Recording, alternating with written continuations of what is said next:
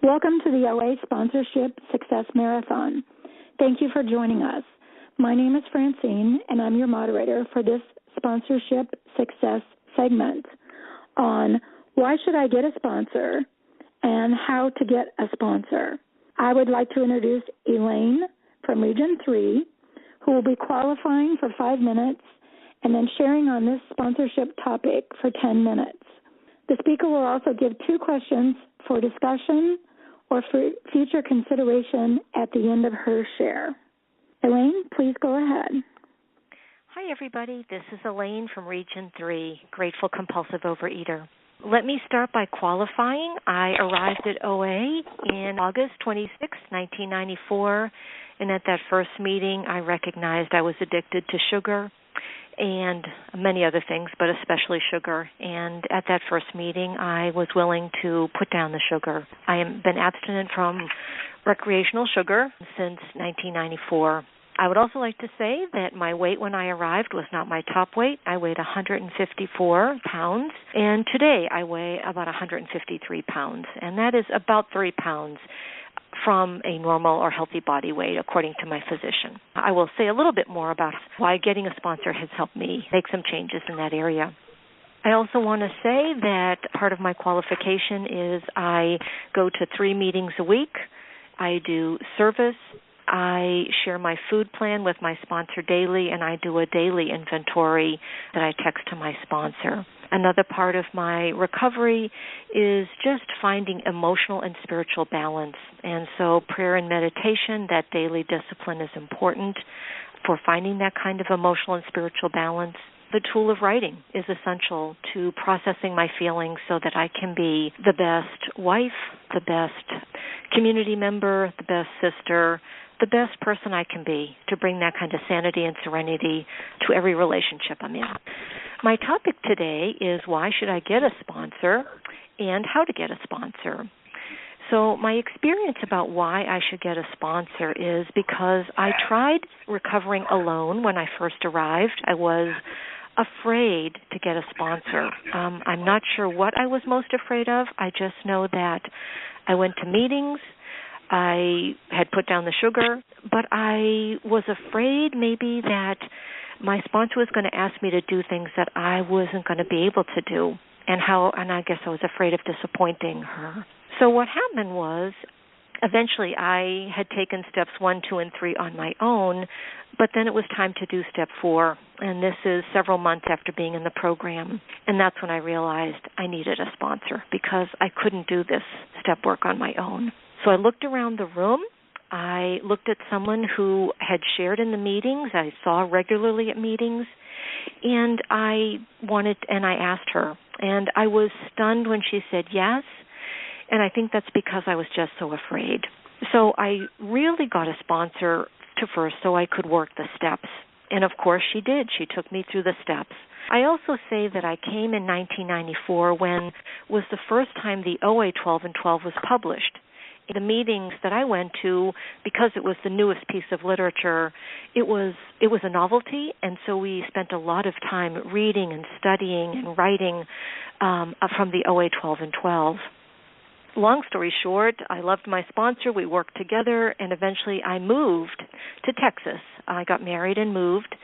And when I moved to Texas, I found a whole group of people in OA who were very committed to recovering through studying the big book, Alcoholics Anonymous. And so why should I get a sponsor in Texas? That would be the next question. And, of course, the answer is that my sponsor said to me, you must get a sponsor wherever you arrive and follow whatever that sponsor says because you can recover anywhere. And so I got a sponsor, and I shared with her that I was really uncomfortable with the Alcoholics Anonymous book. It seemed old-fashioned. It seemed not related to food. And she was so gracious. She said, well, that really doesn't matter. As long as you're willing to read it and be open-minded, we can work together. And that's really what began my relationship with the sponsor that I got when I first arrived here. We worked the steps, and so again, you hear that theme. A sponsor was so important to me in terms of working the steps. In time, I needed to change sponsors because that sponsor was no longer abstinent. And so the sponsor I have today, we've been together for, my goodness, I've forgotten. It's been 8 or 9 years, maybe longer than that. And now I have a sponsor because food was becoming a problem. I was eating more than needed, and of course I was being less active. So I began to share with my sponsor not just step things and emotional things, but the food and the weight. And so it was extremely important for me to get honest about that, what I was eating, what was happening with my weight. She began to ask me, along with doing some step work, to look at my food, share that with her, and make some changes. I'm happy to say that over the last 18 months or so, I have followed a food plan that my sponsor offered to me. I've also supplemented it with some guidance from a nutritionist, and also have been willing to share with her my weight on a monthly basis. So how did I get a sponsor? I think that's another important question. Really, what I've heard in meetings, if you're looking for a sponsor, look for someone who has what you want and ask how he or she is achieving it. So, the asking how that person achieves it was essential to me. I had to hear what they were doing, what that sponsor was doing, and then ask myself, was I willing to do that? A sponsor that I had at one time said, I'd like for you to be at 3 meetings a week, and I'd like to see you together at one of those meetings.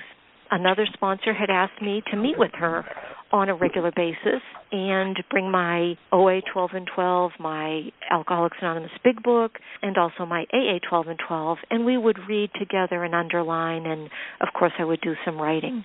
It was essential to ask what that person was going to ask of me so that there were no mysteries.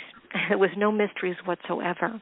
I have asked others how they've gotten sponsors, and often I hear things like, I asked my sponsor to recommend somebody. I asked a friend's sponsor for guidance on who they would recommend and suggest. So really the only wrong answer about how to get a sponsor is to just not get a sponsor. It's just so essential for me to look around the room, to see the people who are recovering.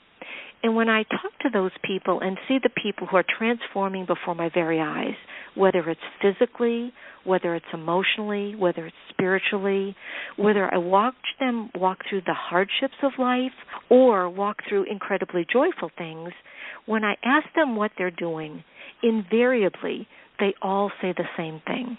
They say, I have a sponsor. They usually say, I am also a sponsor, and that their sponsor has a sponsor. And so those are my reflections about why I should get a sponsor, how to get a sponsor. I think at this point I'd like to share the questions.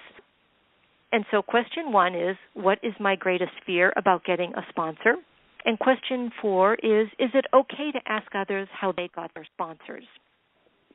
The opinions expressed here today are those of individual OA members and do not represent OA as a whole. Please remember that we are self-supporting through our own contributions. Please use special workshop meeting number 82278 when making your contribution. The World Service Office needs our support to continue to serve our fellowship. Go to www.oa.org and click on contributions. Thank you for helping us carry the message, and thank you, Elaine, for sharing.